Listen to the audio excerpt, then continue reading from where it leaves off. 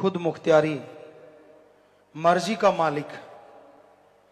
84 लाख जोनियों में जितनी भी जोनियां हैं सब की सब गुलाम हैं।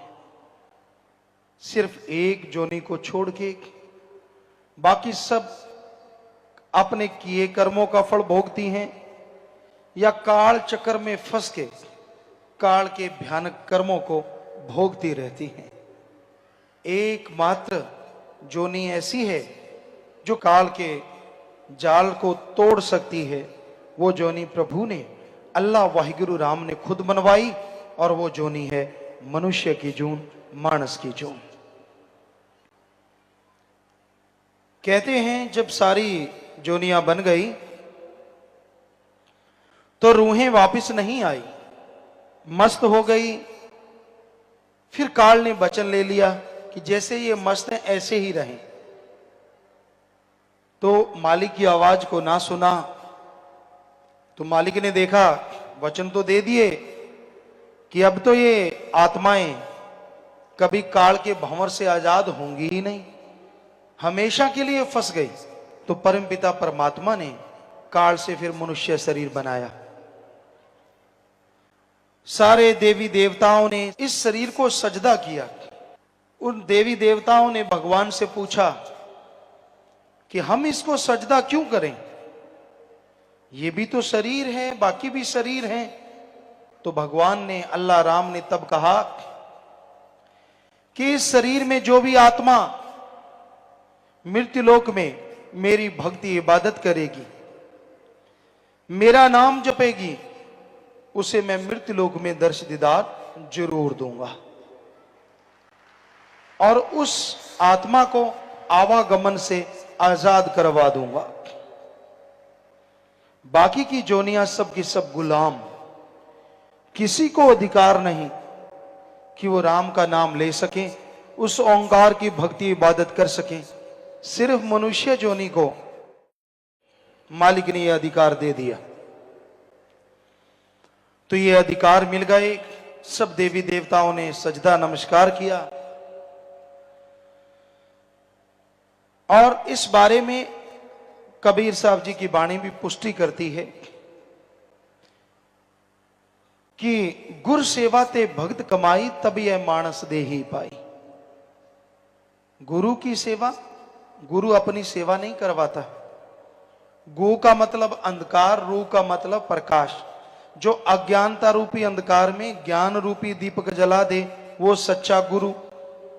गुरु की सेवा कौन सी होती है? सृष्टि की सेवा। गुरु जो कहे वो सेवा करो। प्यासे को पानी पिलाओ, भूखे को खाना खिलाओ, अंगहीन अपंग लाचार का इलाज करवाओ, तड़फते हुओं को सहारा दो, दीन दुखियों की मदद करो और सबका भला मांगो, ये गुरु कहता है। तो गुरु सेवा ते भक्त कमाई, और गुरु जो कहे वो भक्ति करो। कौन सी भक्ति? उस ओंकार का नाम जपो। वो मूल मंत्र देते हैं, गुरु मंत्र देते हैं, मेथड ऑफ मेडिटेशन, सिख धर्म में नाम शब्द। वो शब्द देते हैं जिसका अभ्यास करने से सारे देवी देवता भी खुश होते हैं और उस ओंकार सुप्रीम पावर अल्लाह वाहिगुरु के दर्श दीदार भी हो सकते हैं। तो गुरु वो भक्ति करने की प्रेरणा देते हैं। गुरु अपनी भक्ति नहीं करवाते, वो तो उस परम पिता परमात्मा के लिए आते हैं, उसकी भक्ति की प्रेरणा देते हैं कि उसकी भक्ति करो, उसका नाम जपो। और जो वचन सुन लेते हैं संत पीर फकीरों के, गुर सेवा ते भक्त कमाई, तब यह मानस दे ही पाए। इसलिए ये मनुष्य जन्म मिला है। इस देही को सिमरह दे।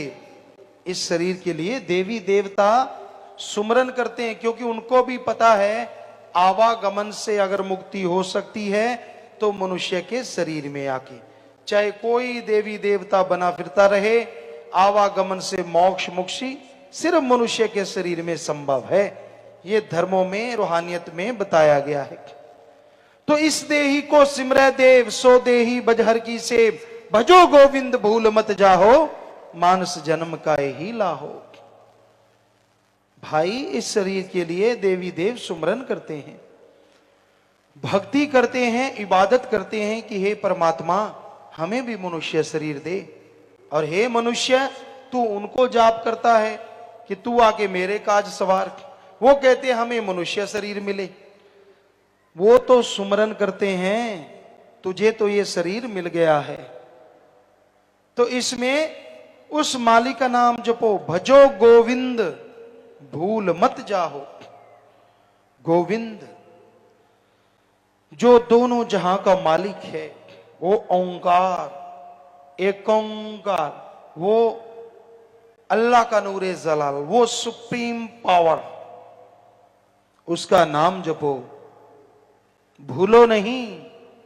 वही मुक्ति का दाता है। भजो गोविंद भूल मत जाहो, मानस जन्म का यही लाहो। मनुष्य शरीर का सबसे बड़ा लाभ यही है कि जीते जी गम चिंता टेंशन परेशानी बीमारियों से आजादी मिल जाए और मरणोपरांत जन्म मरण से मुक्ति मिल जाए। तो ये मालिक के नाम के द्वारा संभव है। ना पैसे से, ना दिखावे से, ना ढोंग पखंड करने से, ना किसी और तरीके से मालिक खुश होता है। जब तक दिल का शीशा साफ नहीं होता उसकी तस्वीर प्रकट नहीं होती, चाहे जितना मर्जी जोर लगा लो। लोग वाह वाह कहेंगे, वाह जी वाह, वाह जी वाह, लेकिन लोगों की मान बढ़ाई सारी एक तरफ और अल्लाह वाहिगुरु राम एक तरफ। वो इन चीजों में नहीं मिलता। उसको पाने के लिए दिलो दिमाग में से बुराइयां साफ करनी होंगी, अपनी खुदी को मिटाना होगा। चाखा चाहे प्रेम रस, राखा चाहे मान, एक म्यान में दो खड़ग, देखा सुना न कान।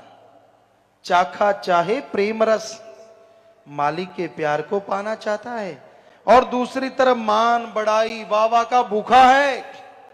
दोनों चीजें एक म्यान में नहीं रहती। जैसे एक म्यान में दो तलवार, कबीर जी कहते ना तो देखा ना सुना, उसी तरह एक शरीर में झूठी मान बढ़ाई और अल्लाह वाहिगुरु राम का प्यार इकट्ठे नहीं रहते। यहां मालिक का प्यार है, वहां अहंकार नहीं, और यहां अहंकार है वो थोथा चना बाजे घना, वो खाली है, उसके अंदर मालिक का प्यार नहीं, वो कोरा ज्ञान सुनाने वाला है। क्योंकि जिनका हृदय साफ है, जिनके अंदर अहंकार नहीं, खुदी नहीं, उनके अंदर खुदा बसता है। यहां खुदी है, वहां से खुदा कोसों किलोमीटर दूर चला जाता है, सैकड़े किलोमीटर दूर चला जाता है। इसलिए अपने आप को पवित्र बनाओ, मालिक का नाम जपो, उसकी भक्ति इबादत करो। उसके नाम में यह शक्ति समाई है कि आपके अंदर के कचरे को साफ कर दे। जैसे जमींदार भाई हैं, कपास नरमा जो भी फसल बोते हैं, अगर सही टाइम पे संभाल करें तो फसल फलती फूलती है। सही पानी हो, खाद स्प्रे जो भी आप देते हैं, पर उसमें एक चीज और भी जरूरी है, उसमें से घास फूस निकालना भी जरूरी है। जिस जमींदार के खेत में घास फूस ज्यादा बढ़ जाता है और वो आलस करता है, आज नहीं यार कल निकालेंगे, कल नहीं यार परसों निकालेंगे, उसको ये नहीं मालूम कि जो ताकत तेरी नरमे के पौधों ने, कपास के पौधों ने लेनी है, वो तो घास फूस खींचते जा रहे हैं। कहां से फसल फलेगी, कहां से हरा गहरा हरा रंग आएगा, वो तो बेचारे पीले कुमला जाएंगे। अगर कोई सही टाइम पे घास फूस निकालता है और सही टाइम पे फसल की कीड़ों से, बीमारियों से रोकथाम करता है, तो फसल भी कई गुना वफा करती है। उसी तरह आपके शरीर को भी जरूरत है अंदर से घास फूस निकालने की। आपके शरीर में काम वासना, क्रोध, लोभ, मोह, अहंकार, मन माया रूपी घास फूस बढ़ता ही जा रहा है।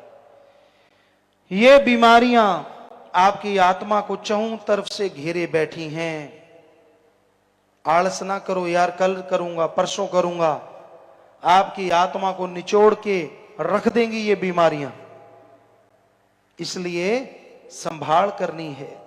अंदर का ये घास फूस बीमारियां निकालने के लिए एकमात्र स्प्रे, एकमात्र उपाय राम नाम की दवा का छिड़काव है। जीभा से राम नाम जपो, ख्यालों से राम नाम जपो, ये सारी बीमारियां खत्म हो जाएंगी और आपकी आत्मा महक उठेगी और मालिक के दर्श दीदार से अंदर बाहर से माला माल होते जाओ।